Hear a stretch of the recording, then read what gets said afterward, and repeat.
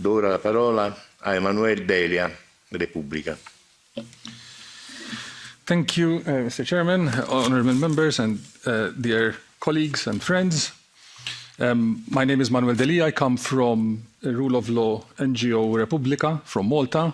We were set up in the aftermath of the murder of Daphne Caruana Galizia just over 6 years ago. We're not founder members of Chance, we're adopted members of Chance. And like naughty children, we hope we're still tolerated. And I'm going to take a Maltese perspective of our discussion today, because after all, that's a European perspective as well. So in 2001, Malta adopted a national anti-fraud and corruption strategy. Judging by the reality on the ground, and I'm going to tell you a bit more about that, that's probably hard to believe. It's certainly hard to remember. We looked it up in a desperate attempt to find something with which to hold the authorities to a commitment they might come to regret having made.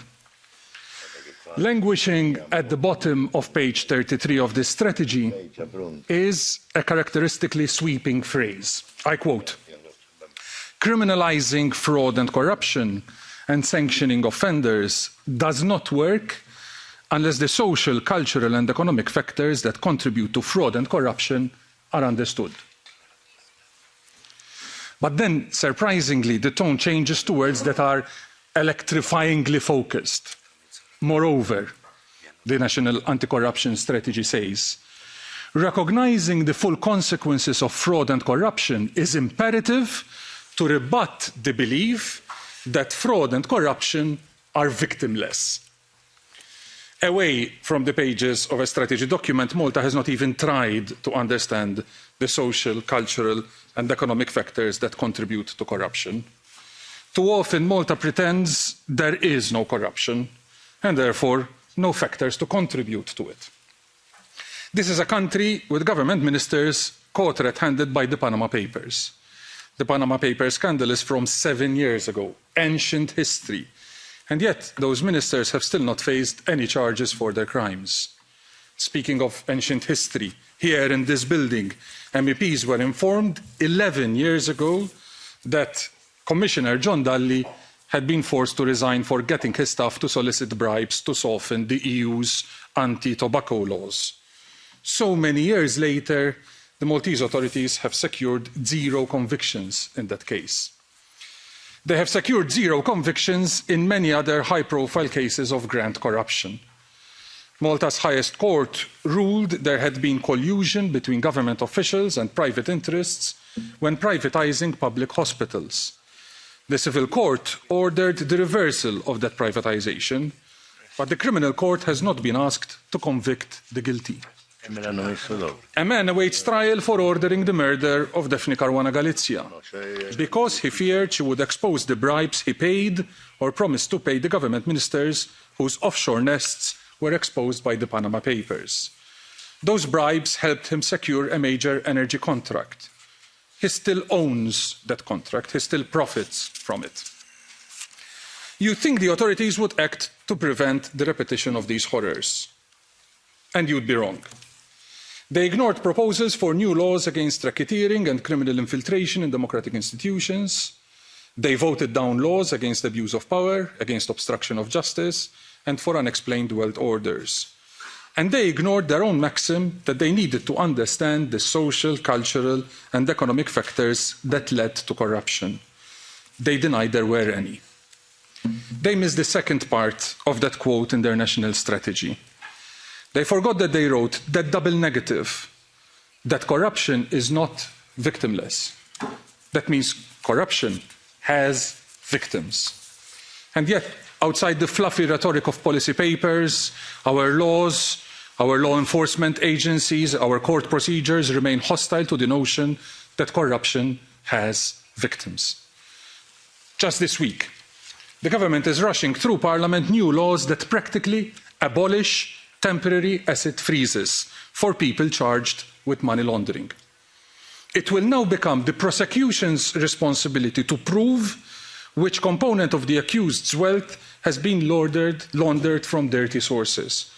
The accused will now be allowed to enjoy the rest of their wealth. The government is defeating the entire point of having laws against money laundering. They can do this precisely because the public fails to perceive victims of money laundering. Ministers behaved as if the victims here are the alleged money launderers themselves. They cried rivers of sympathy for the accused whose assets are frozen pending conviction. Ministers elicited sympathy for people facing punishment while still presumed innocent. Ministers know the public would react differently if they were making life easier for alleged drug traffickers, say, instead of alleged money launderers. Consider that the same punitive measures being removed for accused money launderers are being retained for people charged with drug trafficking who are also presumed to be innocent.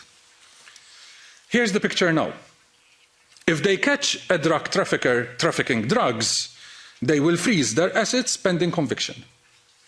But if they catch a drug trafficker laundering the money they made trafficking drugs, they won't freeze their assets because that would be too punitive. I don't think they're too worried about drug trafficking money launderers. They are worried about politicians, their personal friends, awaiting trial or expecting charges for laundering the proceeds of their corruption, and being prevented from travelling the world first class, buying gaudy jewellery and expensive bags. They seem to think no one can be a victim of sheer bad taste. That since the bribes were paid by people from outside the government, the politicians who cash the money have done no worse than a grander version of a little undeclared overtime or a quick trade in smuggled tax-free cigarettes. Nobody's hurt. The consequences of this are that everyone pays a little bit more than they should in their electricity bills to line pockets in Azerbaijan. People have been treated in public hospitals for which the government paid private operators hundreds of millions, but which are falling to pieces. The Maltese economy operates in the shadow of the horrible reputation earned from major scandals of cross-border financial crime and of the cowboy behaviour of oligarchs who purchased Maltese citizenship to hide who they really are and what they're really doing. For too many people, these are not consequences of the unlawful actions of a few corrupt criminals who successfully infiltrated and captured the state.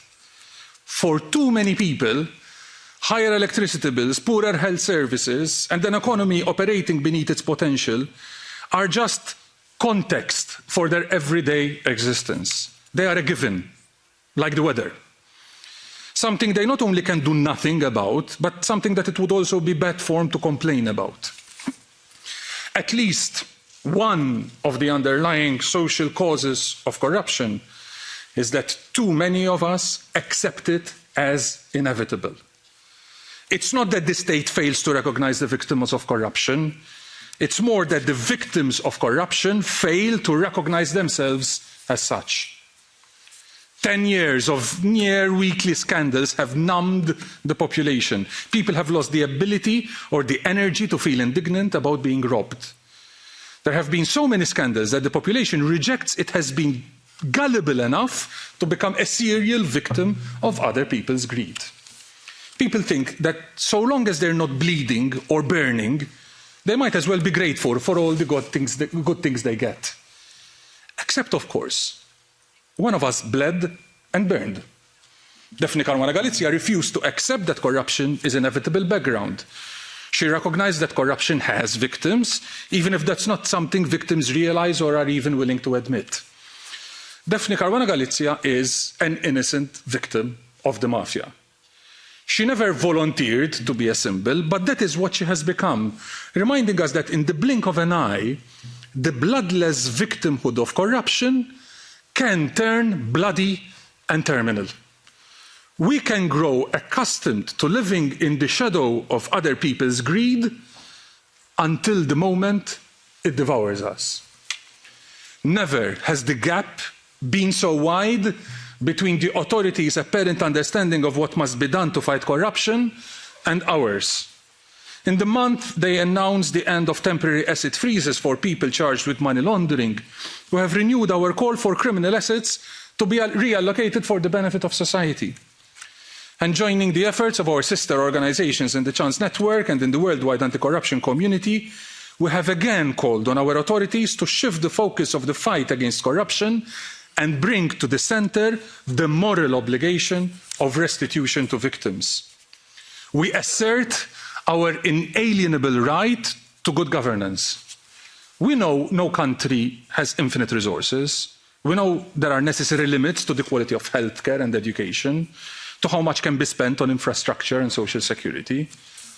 But those limits cannot be defined by how much is left after corrupt politicians run away with the loot. We have the inalienable right for public services that are the best that they can be, as they would be if they were given to us fairly and honestly.